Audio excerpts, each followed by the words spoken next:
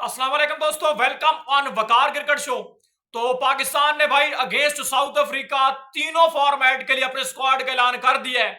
और इस वक्त जो फैंस हैं वो बहुत ही ज्यादा मायूस हैं पाकिस्तान की सिलेक्शन कमेटी से कि फौजी फखर जमान को जनाब एक बार फिर कंसीडर नहीं किया गया है। मोहम्मद आमिर हो, शादाब हो, चच्चा हो, इमाद हो, नवाज हो, राणा फहीम अशरफ हो, इनकी तरफ तो खैर नजरें भी नहीं न गई है। लेकिन साजिद कटप्पा का ड्रॉप होना ये तशवीशनाक है। लेकिन एक्सप्लेन किया गया कि ये जो बंदा है क्यों स्क्वाड कैसा नहीं है।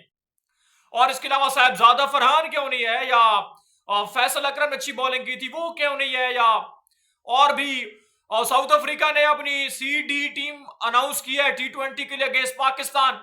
और हमने अपने स्पेशलिस्ट T20 के अंदर डाल दिए हैं। अब क्या बनेगा साइम अयूब का और उमैर बिन यूसुफ की जोड़ी का, क्योंकि रिजवान और बाबर भी हैं, साइम और उमैर भी हैं। तो लेट्स सी, एक बहुत यानी कि तगड़ा तकरार पड़ने वाला है। तो सबसे पहले अगर जहां पर क्लियर करें फखर जमान के हवाले से, तो आप जरा अपने माइंड से ये सवाल करें जिस वक्त वावेला मचा रहा है कि जी फखर को क्यों नहीं खिलाया, ये वो है। फखर जमान आज आज भी पाकिस्तान का सबसे बेस्ट फिनिशर है, नो डाउट अबाउट। जी हां, फखर जमान आज भी पाकिस्तान का बेहतरीन फिनिशर है, मैच विनर है। फखर से आगे फिलहाल कोई नहीं है, ये रियलिटी है। आकिब जावेद फखर जमान के लिए कैसे बुरा कर सकता है लाहौर कलंदर को।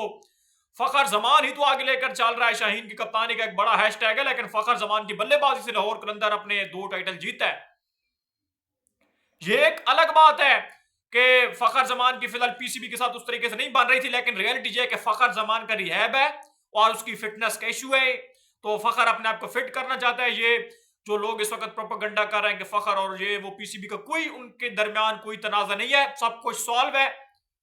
तो फखर जमान को आप रेस्ट भी कह सकते हैं, टाइम भी कह सकते हैं, उनको दिया गया। ये हो सकता है कि आकिब जावेद फखर जमान को कंसीडर ना करे, तो ये आपकी वैसे भूल है। लेकिन अगर बात करें साजिद खान की, सवाल ये है कि साउथ अफ्रीका में शायद ज्यादा स्पिनर्स की जरूरत ना पड़े, तो नोमान अली के साथ ही वो सिर्फ गए हैं। नोमान की साजिद से ज्यादा विकेटें थी, 20 विकेट्स ली थी माफ कीजिएगा, बल्कि तकरीबन 20 विकेट्स ली थी नोमान अली ने, और 19 विकेट्स थी, यानी 19 विकेट्स जो थी वो उसकी थी साजिद खान की। तो वहां पर थोड़े से टॉप पे नजर आए नोमान, और बैटिंग काफी तगड़ी कर लेते हैं, तो जिस वजह से पाकिस्तान ने और नोमान को कंसीडर किया। और किंग बॉब्जी is the back in the 3 formats. जी हाँ, बाबर आजम जब वो आपके तीनों फॉर्मेट्स खेलने वाला है। अब यहां पर सवालात खड़े होते हैं कि भाई फैसल अकरम को क्यों ड्रॉप किया गया, या इसके अलावा और भी प्लेयर्स हैं जिनको, यानी कि शाहनवाज दानी का बिल्कुल पत्ता साफ, अहमद दानियाल का पत्ता साफ, यानी कि बहुत से प्लेयर्स हैं जिनका कट ऑफ हो गया है। तो बर रियलिटी है कि पाकिस्तान इतने ज्यादा यंगस्टर को कैसे यार चांसेस देगा। जो निखर कर सामने है सुफियान मुकीम, वनडे T20 के अंदर, उस्मानी T20 के अंदर परफॉर्म किया, उस्मान खान उसको ओडीआई के अंदर भी शामिल किया गया। जी हाँ, तो अब्बास अफरीदी को आप कंटिन्यूअसली चांसेस दे रहे हैं। तो यानी कि जिन प्लेयर्स ने एक्स्ट्रा ऑर्डिनरी परफॉर्मेंस दिखाई, लाइक उमैर बिन यूसुफ कंटेंट तगड़ा था, वो T20 के अंदर भी है अगेंस्ट साउथ अफ्रीका। तो पाकिस्तान ने जो पॉजिटिव किया हमें उसको भी सराहना चाहिए। जी हाँ, जहां तक आमिर का सवाल है, इमाद का सवाल है, नवाज का सवाल है, शादाब में भी इज बैक, यानी कि अपकमिंग सीरीज में वो शादाब वापस आ सकता है। लेकिन नवाज, आमिर, इफ्तिखार, इनका जो चैप्टर वो क्लोज हो चुका है। मुझे इस स्क्वाड के अंदर जो सबसे हैरान कुन चीज लगी है वो ये है कि हमारा जो वाइस कैप्टन है वो स्क्वाड के अंदर है T20 के अंदर। ओडीआई में आगा ठीक है, टेस्ट के अंदर भी ठीक है, लेकिन T20 के अंदर थोड़ा ज्यादा हो जाता है कि आप आगा की जगह किसी और यंगस्टर को इंक्लूड कर सकते थे। आपने नसीबुल्लाह को टेस्ट के अंदर उठा के फेंक दिया और T20 ओडीआई उसको मैंने के साइड पे कर दिया। तो कुछ हैरान कुन डिसीजन भी है जो सर पकड़ने का इस वक्त यानी कि बायस बने। लेकिन जो भी इस वक्त डिसीजन सिलेक्शन कमेटी जो वो कर रही है, इंटरेस्टिंग बात यह है कि पॉजिटिव हो रहा है पाकिस्तान क्रिकेट के लिए, वो पॉजिटिव रहा है। चाहे आप इंग्लैंड वाली सीरीज उठा के देख लें, चाहे आप ऑस्ट्रेलिया वाली ओडीआई सीरीज उठा के देख लें, आप जिम्बाब्वे की बोथ सीरीज देख लें, 2 ओडीआई और T20 की, तो जो कर रहे हैं वो कर पॉजिटिव रहे।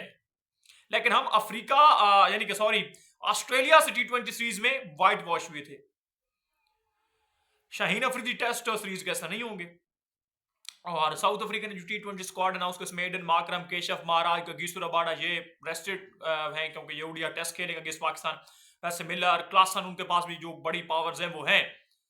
लेकिन पाकिस्तान के जो यंगस्टर हैं उनको अगेंस्ट अफ्रीका हमने भरपूर चांसेस देना, लेकिन बाबर आजम और रिजवान जब वापस आ गए तो जाहिर सी बात ओपनिंग फिर रिजवान एक तो आपका पक्का ओपनर है, अब दूसरा साइम लग रहा है।